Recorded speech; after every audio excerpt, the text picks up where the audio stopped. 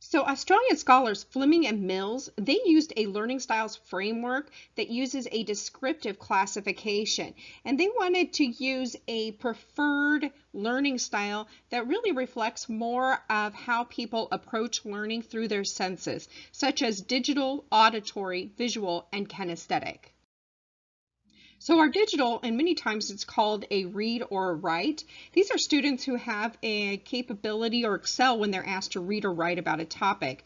They heavily rely on logic and deductive relationships, such as outlining, and they can easily find patterns and flows, especially within a lecture or a textbook. Their memory is structured more abstract, and they tend to store information as organized sets of symbols and outlines, equations, diagrams, and even typologies. As you can imagine, these digital learners do well in traditional classrooms. The reading and the lecture format so common in classrooms within higher education is almost tailor-made for them, so they don't really need any special instructional considerations. The auditory learners are students who prefer to do or to give information, receive information in a form where they can hear it, such as discussions, lectures, and debates. A conversation would work really well. They're going to process verbally, and they learn best when they hear themselves express an idea. So they benefit most from a standard teaching method that is really going to require a little more student participation though. They process and they store their information in chronological relationships, and they thrive in fields that base data and analysis on stories and cases and events like history, politics, science, law. Business administration also is something that is interesting to them, as well as literature.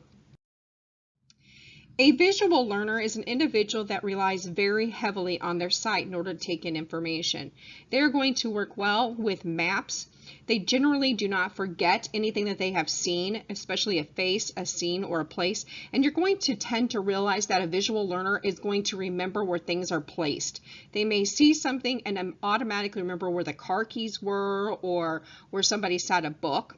And they gravitate to more artistic fields where they can really use design and color. So consistent with their visual nature, they organize knowledge in terms of spatial relationships. They like graphically organizing their information, kind of like a moving snapshot or a picture that they've taken. They love flowcharts, pictures, and diagrams. And many of these learners are actually going to have a photographic memory.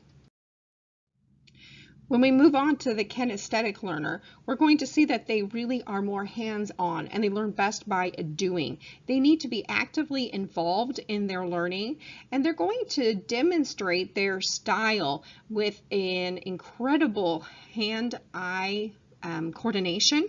They almost seem to have a natural ability to fix anything or have a mechanical ability.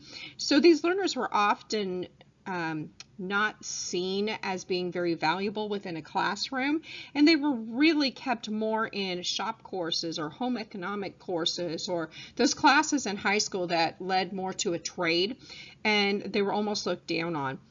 So it may seem like they don't have a intellectual ability, but they do. So they also make great surgeons, dentists, healthcare professionals, musicians, technicians, even engineers or architects. Now remember that they really easily grasp a physical interrelationship between things, and they're able to store knowledge as experiences, both physical and emotional.